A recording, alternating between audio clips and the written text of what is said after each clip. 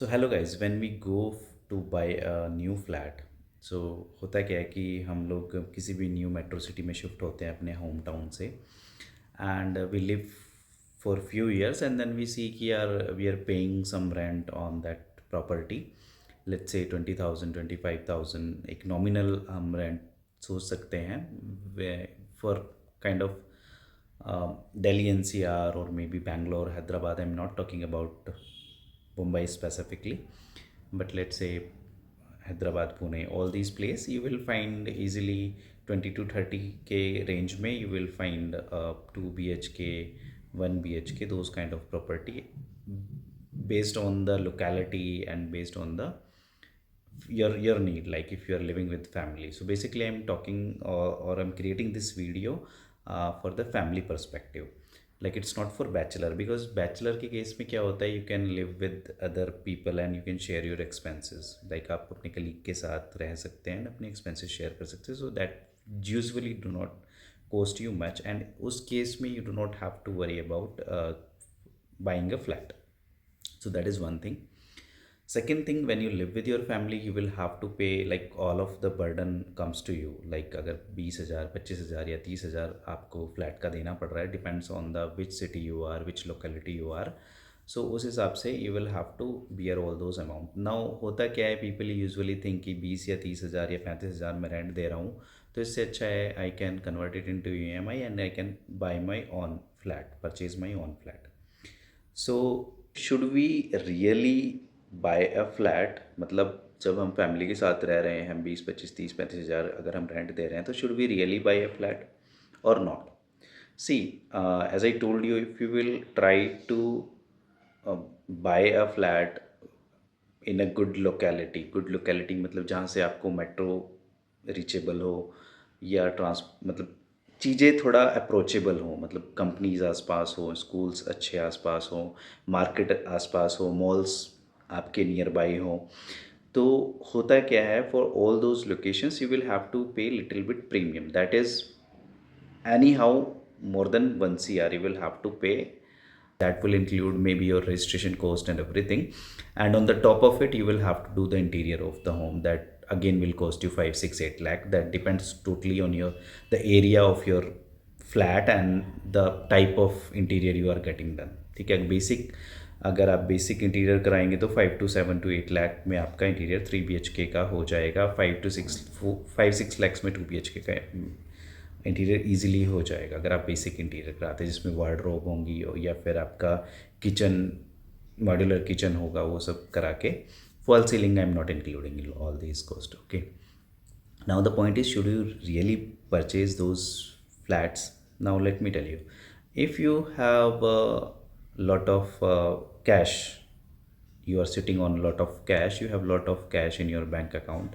So let's say आपके पास 40 50 lakh cash पड़ा है and you do not have anything to do with it, you can seriously like 20 30 lakh की आप down payment करके and you can book a flat for rest of the amount you can pay it as a EMI if you have 50 60 lakh of cash in your bank, okay।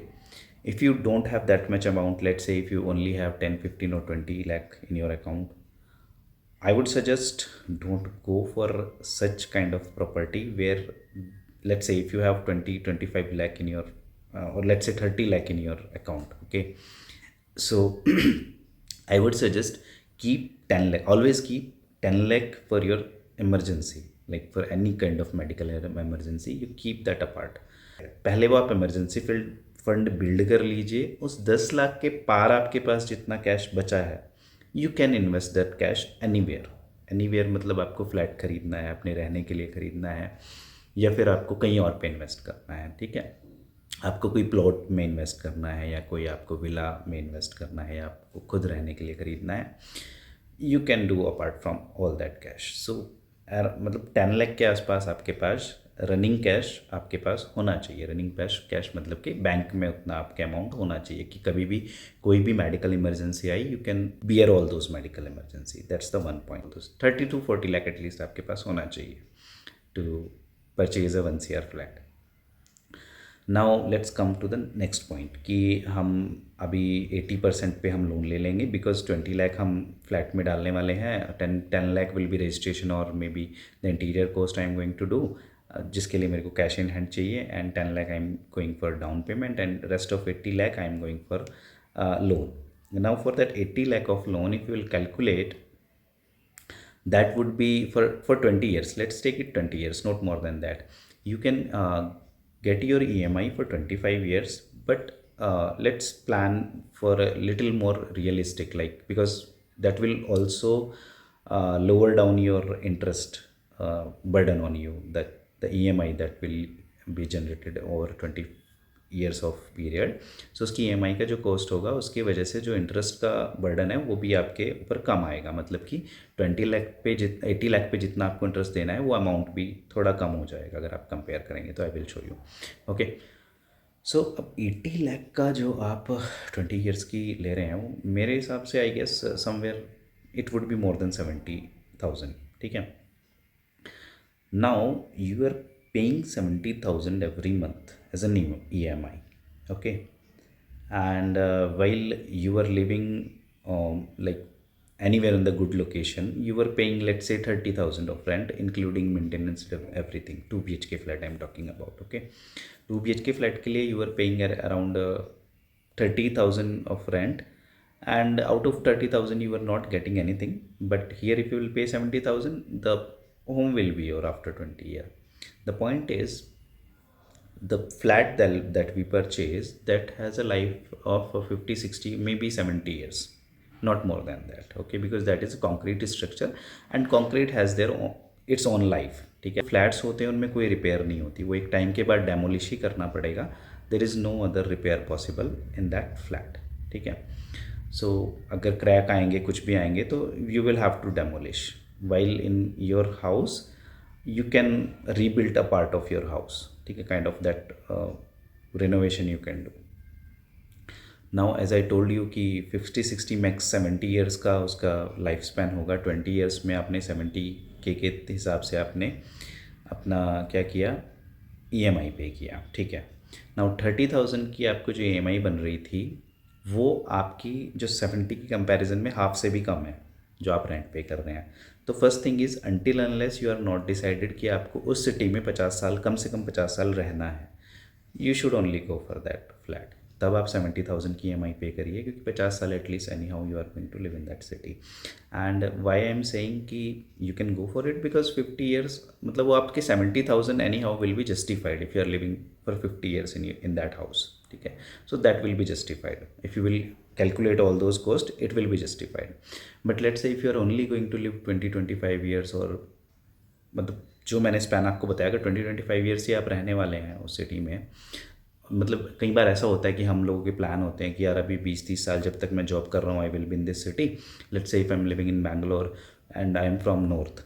So if let's say if I am thinking कि यार अभी जब तक job है तब तक मैं यहाँ रहूँगा, बट आफ्टर 10-15 और 20 years I will be back to my home town. So if you are thinking that way, don't buy any house, just live on rent simply, मजामा. ठीक है.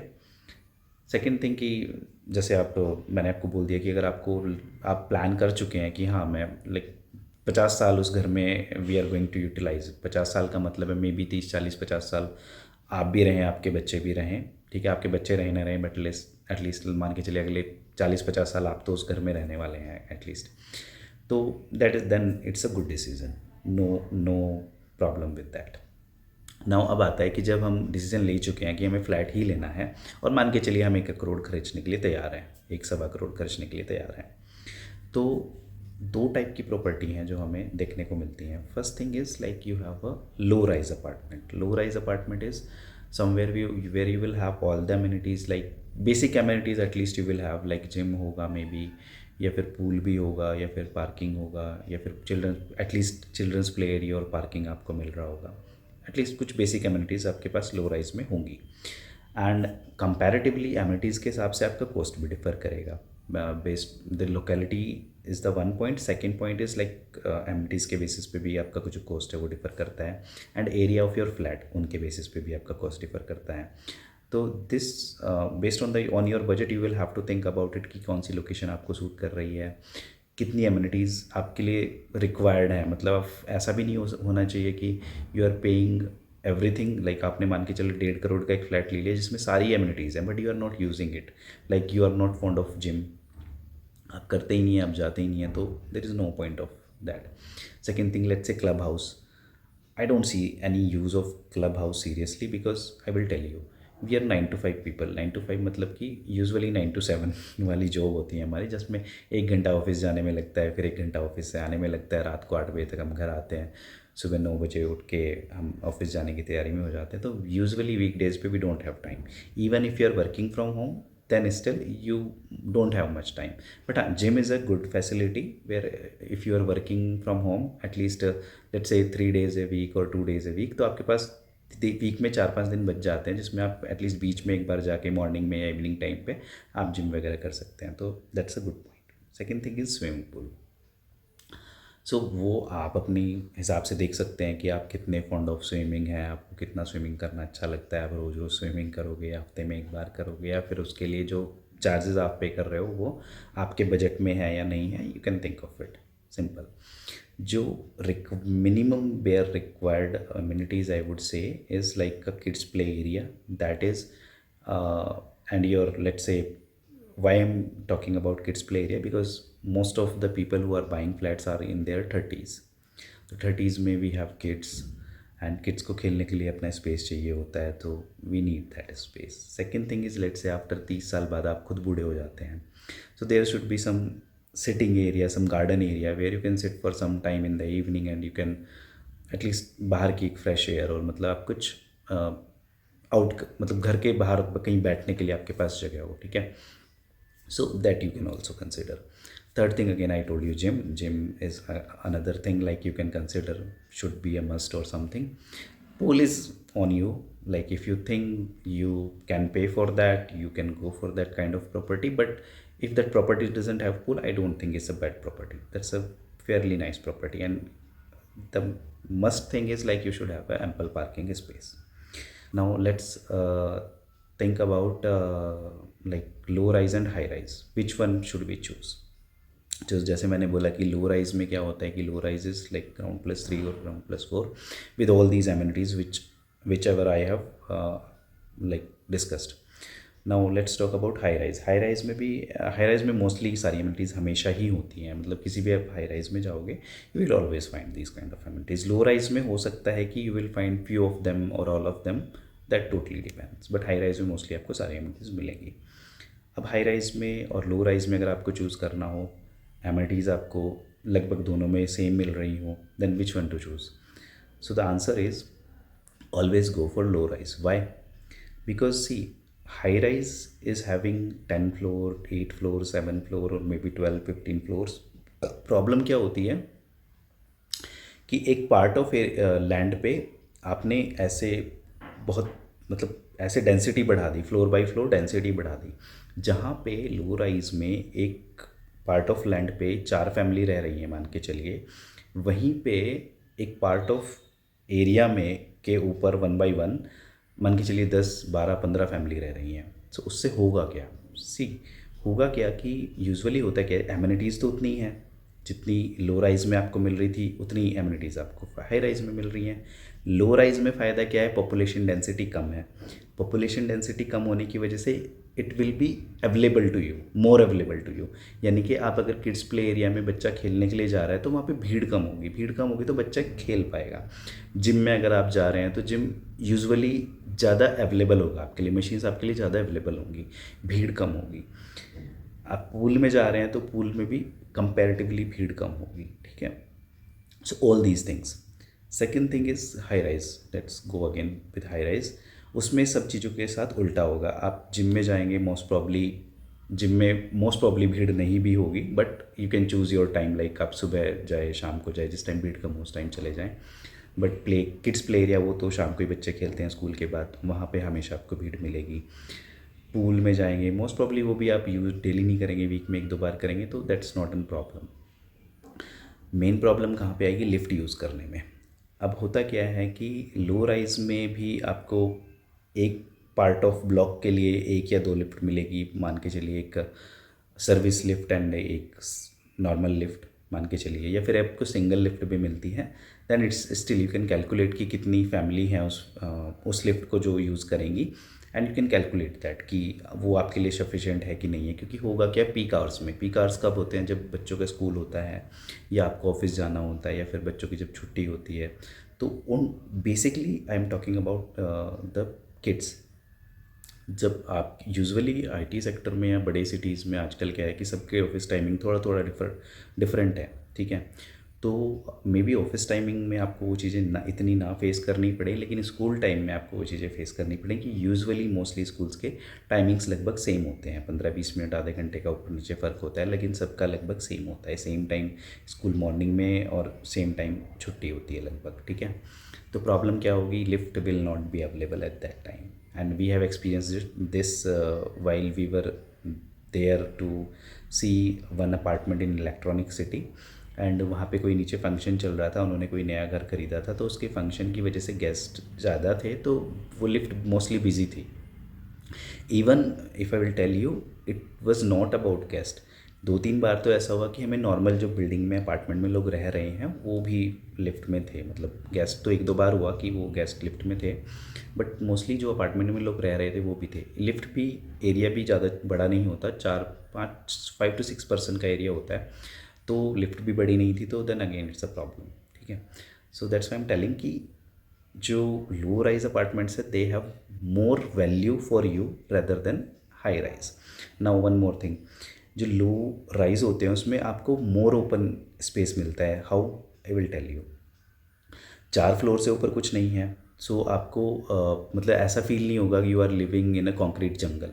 आपको नॉर्मल आप मतलब आप 3rd फ्लोर पे रहेंगे तो आपको लगेगा कि मेरे ऊपर ही आसमान है, तो लाइक एयर और लाइट ज़्यादा होगी comparative to that high rise. High rise में कैसा फील होता है कि जैसे आप किसी कंक्रीट जंगल में रह रहे हैं, तो सफोकेटेड सा, कंजस्टेड सा फील होता है। सेकंड थिंग इज़ कि मोस्टली आपको लो राइज में रूफ एक्सेस मिल जाता है। रूफ एक्सेस का फ़ायदा मैं बताऊंगा आपको क्या होता है। लेट्स से आप अगर मैं बात करूं बेसिकली बेंगलुरु की, तो बेंगलुरु में प्रॉब्लम क्या है कि बारिश बहुत अनप्रेडिक्टेबल है, मतलब हर दूसरे तीसरे दिन, हफ्ते में 1-2 दिन बारिश कभी भी हो जाती है, किसी भी टाइम हो जाती है, डोंट नो, ठीक है।